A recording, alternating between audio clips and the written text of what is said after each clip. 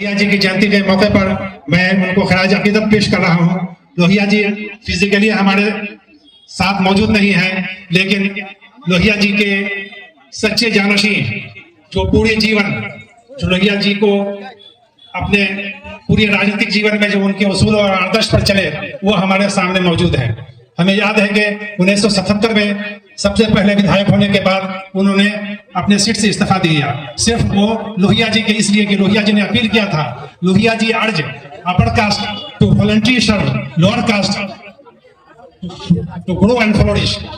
यानी लोहिया जी ने upper caste जैसे मिट्टी जो है नशोनुमा में मदद करती है प्लांट के, उसी तरह से अपर कास्ट को लोअर कास्ट के लिए उसके फलने फूलने और उसको ग्रे करने के लिए वॉलंटरी स्वेच्छा से अपने से बढ़ करके किसी के कहने पर नहीं आगे बढ़ करके उसके लिए करना चाहिए। तो हमारे नेता जनाब देवेंद्र प्रसाद यादव जी ने अपने सीट का इस्तीफा किसी के कहने से नहीं वॉलंटरी ने उन्होंने किया था, अपनी स्वेच्छा से अपनी मर्जी से सिर्फ 3 महीने के अंदर पर उन्होंने इस्तीफा दिया। ये साबित करता है कि लोहिया उनके आचरण गुफ्तार के भी वो सिर्फ जो है किरदार के जो है गुफ्तार के गाजी नहीं है, किरदार के हैं, उन्होंने अपने आचरण से साबित किया है।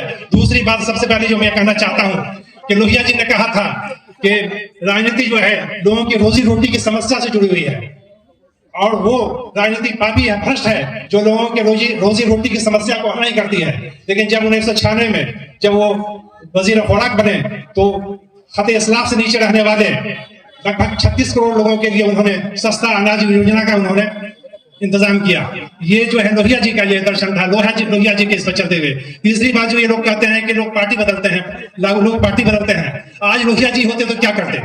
आज मान लीजिए आज लोहिया जी रहते, लोहिया जी ने कहा था कि हिंदुस्तान की राजनीति में उस वक्त साफ सफाई होगी जब उसकी भलाई होगी, जब उसकी खराबी को उसके रहने वाले उसको मानने वाले नेता उसकी निंदा खुद करें, तभी जाकर के उस पार्टी की सफाई और उसकी साफ सफाई होगी, उसकी भलाई होगी।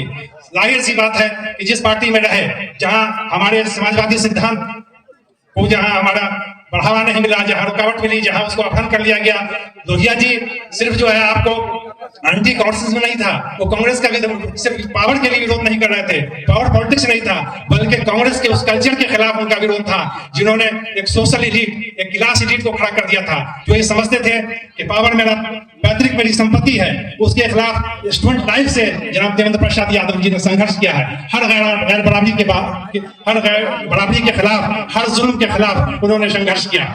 और लोहिया जी को सबसे बड़ी श्रद्धांजलि ये होगी कि उनके हम अफकार और नजरियात पर चलते हुए हम आगे बढ़े और वो अफकार नजरियात को अमली जामा पहनाने के लिए हमारे रहनुमा जनाब देवेंद्र प्रसाद यादव जी हमारे साथ मौजूद है। ये हमारी खुशकिस्मती है। आइए हम संकल्प में हम आहत करें। यहाँ मौजूद आज एक प्रेस वाले ने पूछा कि आज इतनी भीड़ जो है, आप सत्ता में नहीं है, आप पावर में नहीं है, इतने लोग हैं जो उनको खुद ताज्जुब हो रहा है। तो मैं मुबारक बात देता हूँ अपने नेता रहनुमा के साथ साथ कि आप तो सच्चे समाजवादी हैं, साथ साथ हमारे जितने भी जो यहाँ आए हुए हैं, जितने भी शुरा हैं जो इस समागम में आए हुए हैं, जो इस पद यात्रा में शामिल हुए लोहिया चौक से यहाँ तक जो आए हैं, उन सबको मैं मुबारकबाद देता हूँ। मैं आप सब लोगों का खैर मकदम करता हूँ, इस्तकबाल करता हूँ। और आखिर में मैं ये कहते हुए कि थकता नहीं हूं, मैं थकता नहीं हूं कि मुसाफिर हूं इश्क का, चाहे तवील राह मिले या मुस्तकिल मिले, चाहे तवील राह मिले या मुख्तसर मिले। हम लोग थकने वाले नहीं हैं, हम सब साथ हैं, आपको विश्वास दिलाते हैं, यकीन दिलाते हैं। हाँ, इस बात का मुझे अफसोस है कि मैं पार्वत की मजबूरी की वजह से